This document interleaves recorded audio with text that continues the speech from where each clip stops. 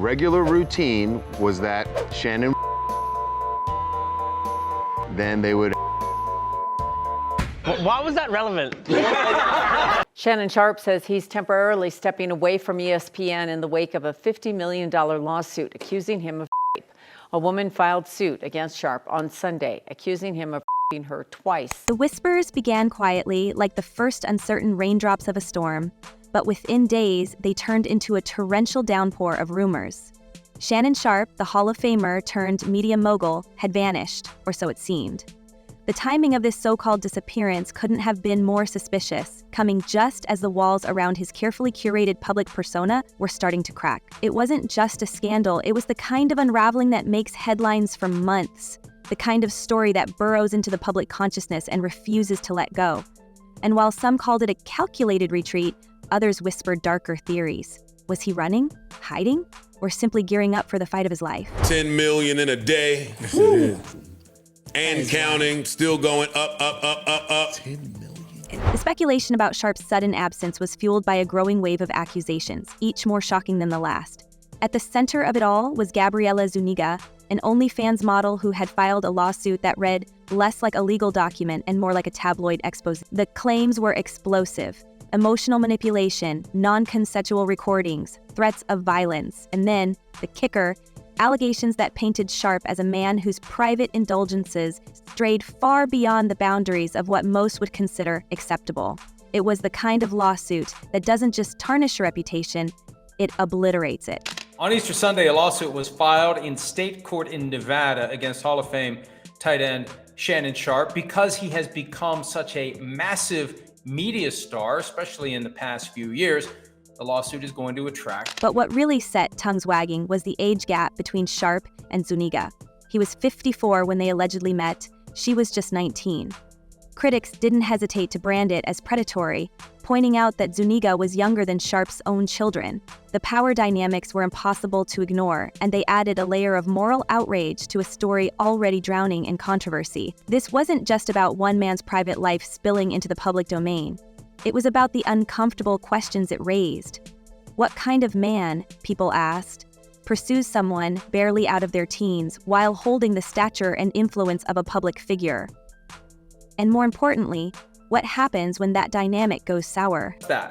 It's a claim against someone alleging that some rights were violated, and in most cases, what's sought is compensation in the form of damages to make up for whatever it is the person did. And there are all sorts of civil lawsuits, car accidents, defamation. We hear about that a lot because people get sued about things that are said about them in media. And then there was the issue of their alleged interactions, which were as bizarre as they were unsettling. Leaked messages revealed a fixation on what can only be described as racially charged role-playing, a dynamic that left many observers both horrified and fascinated. Zuniga's texts, which Sharpe himself released in an attempt to prove their relationship had been consensual, included phrases that were almost too grotesque to believe. The public was left grappling with the implications. Was this a case of two consenting adults exploring the limits of their relationship, or was it something far more sinister? And why would Sharpe, a man whose career depended on his public image, allow himself to be associated with something so inflammatory? But a lot of the stuff he was saying, because I don't live in that world, people think because, oh, Shannon, you live in Hollywood, you must have heard, you must have been, no, bro. As if the allegations themselves weren't enough, rumors began swirling that this was only the tip of the iceberg. Insiders hinted at a new wave of claims being prepared, suggesting that Zuniga's lawsuit might inspire others to come forward. The whispers suggested that Sharpe's private life was far more complicated than anyone had imagined, and that the fallout from the scandal might just be getting started. For a man who had spent decades building a brand of authenticity and relatability, the idea that his personal choices could be so at odds with his public persona was a betrayal that his fans and his critics couldn't stop talking about. Like the Deshaun Watson cases where there were 20 plus plaintiffs and they weren't really sure who the people were who were making the claims. In this case, Shannon Sharpe knows exactly who it is because there had been, and it's clear from the statement issued by his lawyer, Lanny Davis, there had been some pre-litigation efforts to try to resolve this. But the scandal didn't just raise questions about Sharpe's personal ethics. It also cast a harsh spotlight on his professional judgment. How could a man so seemingly in control of his career make decisions that now seemed so reckless? And more importantly, what had driven him to pursue a relationship that from the outside looked like a ticking time bomb? The answers, if they existed, were buried somewhere beneath layers of legal jargon and public relations spin. But one thing was clear: the Shannon Sharpe that fans thought they knew was gone, replaced by a figure far more complicated and far more troubling. You decide whether or not you believe him. Was it tough hearing some of the things that he was saying? Yes, because I have a personal relationship with Earthquake. I've had Steve Harvey on the show. And then there was the matter of timing. The lawsuit came at a point when Sharpe seemed to be at the peak of his post-NFL career. He had transitioned seamlessly from the gridiron to the screen, building a reputation as a sharp-witted commentator and a charismatic host. His podcast, Club Shay had become a cultural phenomenon, drawing millions of viewers and featuring some of the biggest names in sports and entertainment. But now, that empire was under threat, not just from Zuniga's claims, but from the broader implications of the scandal. Could he survive this? And if he did, at what cost? Meanwhile, the public was left to sift through the wreckage, piecing together a narrative that seemed to grow darker with each passing day. The leaked messages, the accusations of manipulation and threats, the whispers of more lawsuits to come. It all painted a picture of a man whose private life was a world away from the polished image he had presented to the world. And yet, even as the scandal unfolded, Sharpe remained conspicuously silent. His only public comments were carefully crafted statements denying the allegations and framing himself as the victim of a shakedown. But for many, those denials rang hollow, overshadowed by the sheer weight of the claims against him. Clause, I'm taking him at his word because I wouldn't know that. Nobody has ever heard that before. I'm thinking that's truth because he's on the... And just when it seemed like the story couldn't get any more surreal, there were rumblings of an entirely new angle, one that threatened to blow the scandal wide open. It wasn't just about the allegations or the lawsuits anymore. It was about the people who had seen this coming and tried to warn him. One name kept coming up again and again, like a specter haunting the edges of the story. Katt Williams, the comedian, known for his unfiltered takes and uncanny knack for predicting the downfall of his peers, had warned Sharpe about the dangers of his lifestyle in an interview that was now resurfacing with a vengeance. And as the public revisited Williams' words, they couldn't help but wonder, had he seen this coming all along? And if so, what else did he know? Alrighty, y'all. So the Shannon Sharpe ESPN does he still keep his job conversation is beginning to, I was going to say beginning to happen, but it's been happening, but I think now it's beginning to get louder because of different things that Attorney Busby has released, including the audios. So right now the conversation is, why is Shannon Sharpe still able to be? And just like that, the internet's memory sharpened, zeroing in on a moment many had forgotten until now. A moment that suddenly felt less like a quirky piece of entertainment and more like a forewarning. Katt Williams, the unpredictable trailblazer of comedy, had sat across from Shannon Sharpe on Club Shay months earlier, and what had seemed like an off-the-cuff, exaggerated conversation was now being dissected word for word like a prophecy. The clip was everywhere, on social media timelines, in viral threads, on news segments, and the world was watching it with fresh eyes. Because tucked inside Williams' characteristic blend of humor and pointed criticism were warnings that hit uncomfortably close to home for Sharpo's current predicament. It's for everything I'm telling you. That's why I can say them so freely. Can I need another one? You here, get your number. Thank you, sir. Thank you. Come on. The irony was almost cinematic. There was Katt, sitting back in his chair, delivering what at the time had been interpreted as a mix of cautionary wisdom and comedic hyperbole. He had spoken about the dangers of power dynamics, the traps laid for men in positions of influence, and most controversially, the risks of certain interracial relationships. But now, in light of everything that had surfaced about Sharpe, those jokes felt less like humor and more like a ticking clock that had finally run out of time. And the look on Sharpe's face during that interview, the discomfort was palpable. He laughed nervously, shifted in his seat, and tried to steer the conversation elsewhere, but Williams wasn't having it. He stayed on message, hammering home his point with the precision of someone who had seen it all before. So are now beginning to bring up past things that have happened with Shannon Sharpe, including a temporary restraining order that was filed against him back in 2010 from a woman that he was dealing with at the time, who accused him of sexual assault. He said in different things. Now, this was dropped. It was dismissed, that restraining. But here's where it gets even messier. At the time of that interview, it was now being alleged Sharpe was already entangled in the very situation Williams was describing. The timeline was damning. Williams had been sitting across from him, dropping bombshells about how quickly things could spiral when certain lines were crossed.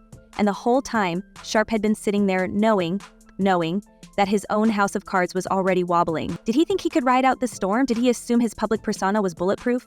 Or was it something else entirely, a mix of arrogance and denial, the kind that blinds even the most self-aware?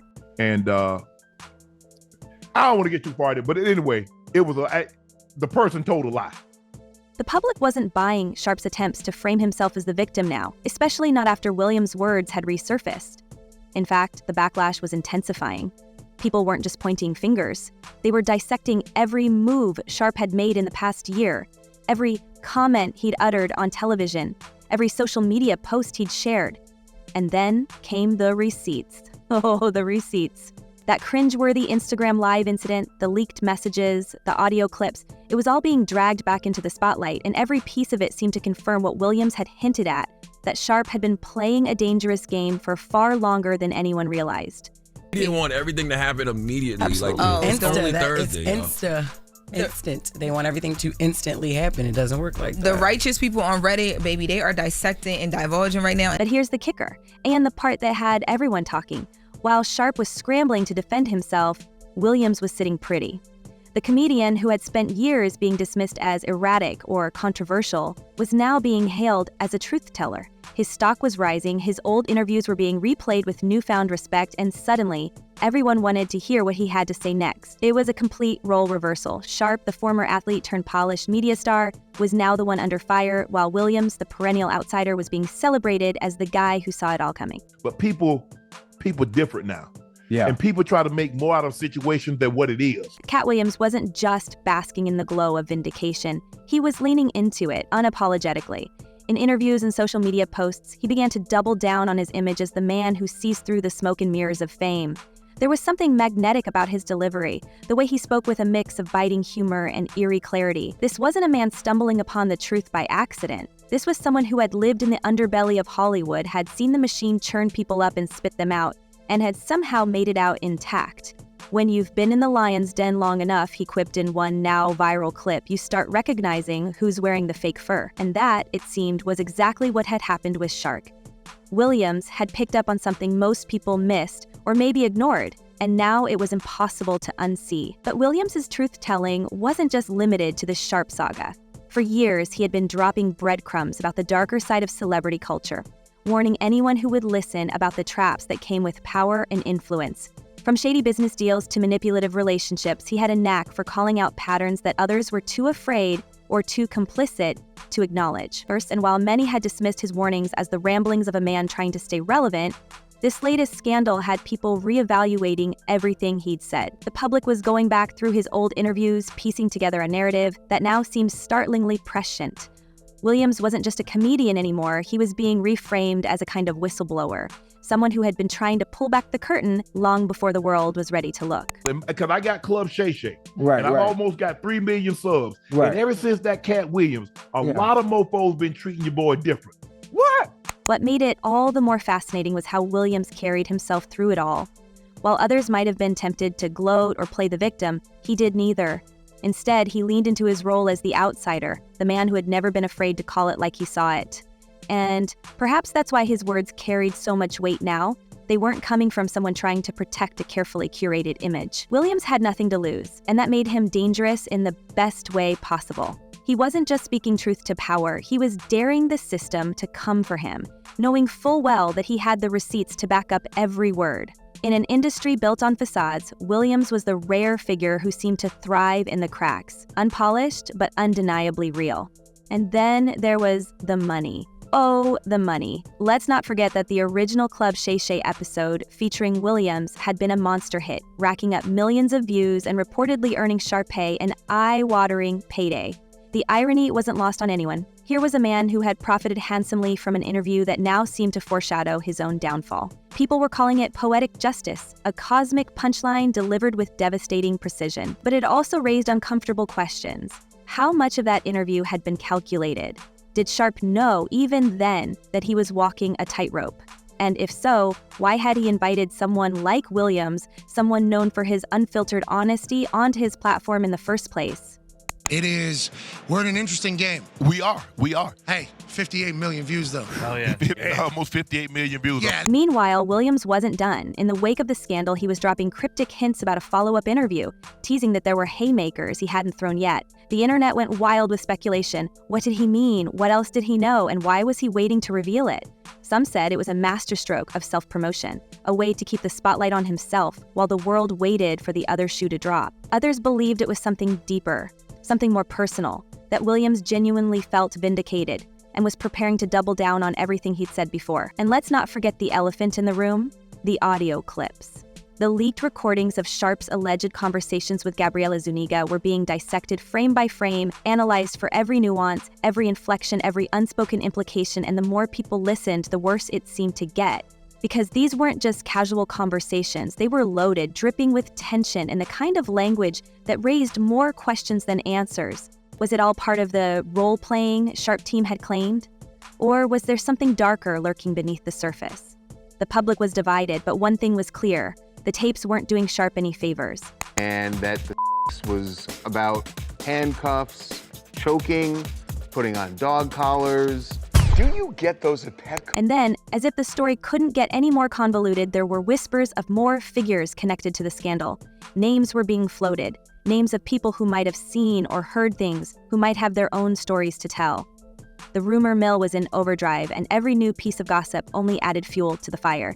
Was this a coordinated effort to take Sharpe down, as his defenders claimed? Or was it simply the natural fallout of a man's private life spilling messily into the public domain? At this point, the story was less about what had happened and more about what might be coming next. Because if the past few weeks had taught us anything, it was that this wasn't over, not by a long shot. There were too many loose ends, too many unanswered questions, too many people waiting in the wings with their own agendas. And as the public braced for whatever came next, one thing was certain.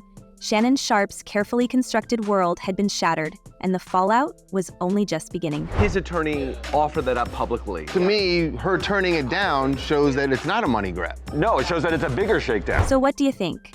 Did Katt Williams see this coming from a mile away, or was it all just a lucky coincidence? And what about Sharpe? Can he bounce back from this, or is his career officially over? Let us know your thoughts down below, and as always, stay tuned. Because if this story has taught us anything, it's that the truth is stranger than fiction. We'll see you in the next one.